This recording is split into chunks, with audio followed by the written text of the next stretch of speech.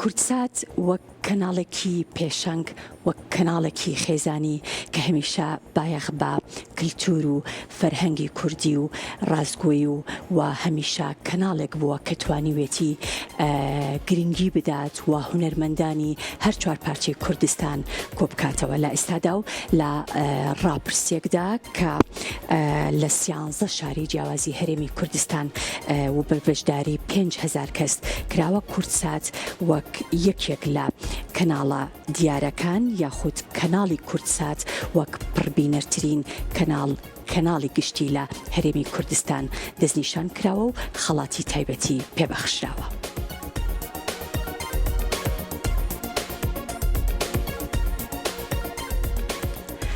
بە گوێرەی ڕاپرسیەکە لە 13 شاری جیاوازی هەرێمی کوردستان و بە بەشداری 5,000 کەس ئەنجام درراوە کەناڵی کورتسات وەک پڕبینەرترین کەناڵی گشتی لە هەرێم دیاری کراوە و لەو پێناوەشدا خەڵاتی ڕێزلێنانی پێبەخشرا. ڕێبوار عوسمان لە کۆمپانیای ڕامە ئێجنسی کە ڕاپرسیەکەی ئەنجام داوە بە کورتساتی ڕاگەیاند. ڕاپرسیەکە بۆ دیاریکردنی باشترین کەناڵ بووە لە بواری گشتی لە هەرێمی کوردستان و 5,000 کەس بە فۆرم کەناڵی دڵخوازی خۆیان دیاری کردووە. وتیشی بە گوێرەی ئەنجامی ڕاپرسیەکەش کە لە هۆڵی مۆنومنتی شەهیدانی هەڵەبجە بە بەشداری لێپرسراوانی حکومی و نوێنەری دەستگاکانی ڕاگەیاندن خرایە ڕوو کورتسات وەک پڕبینەرترین کەناڵی گشتی لە ئاستی هەرێمی کوردستان خەڵات کرا.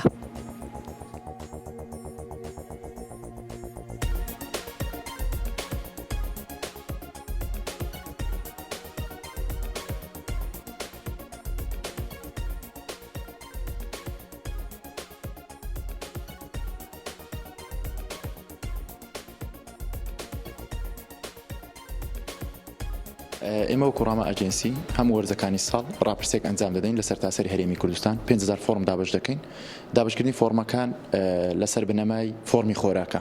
هەر شارێک ژماری دانیشتوانی چەندە، ژماری فۆرمی خۆراکی دانیشتوانی ئەم شارە چەندە، ئەوەندە فۆرمی بۆ دابین دەکەین. 13 شار و شارۆچکەمان وەرگرتووە وەکو جوگرافیا، وەکو ئەو میتۆدەی کە بەکاردێنین بیرمان کردەوە کۆمەڵێک میتۆد هەیە کە بەکاری بێنین. مەسەلەن لە ڕێگای ئەوەی سەردانی لە دەرگای ماڵان لە ماڵان ئایلەکان وەرگین سەیری کەناڵێک دەکەن پرۆگرامێک دەکەن یان لە ڕێگای پەیوەندیکردن. بەڵام باشترین میتۆد کە بۆ بارودۆخی کوردستان بگونجێ پێمان وا بۆ میتۆدەیە کە ئێمە ڕاستەوخۆ فۆرمەکان دابشکەین لە شوێنە گشتیەکان.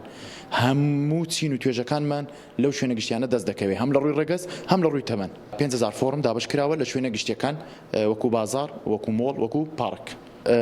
کورسات ئێمە کەناڵەکان خەڵات دەکەین، ئەو کەناڵانەی لە هەر بوارێک کە پێناسی کەناڵەکە یان پرۆگرامی کەناڵەکان لە چ بوارێکە ئەم کەناڵانە بە ڕێزبەندی نەخوارەی خەڵاتیان دەکەین. مەسەلەن هەواڵ بەجیا هێمانە، کات بەسەربردن بەجیا، گشتی بەجیا، منداڵان وەرزش بۆ بوارەکانی تریش بە هەمان شێوە.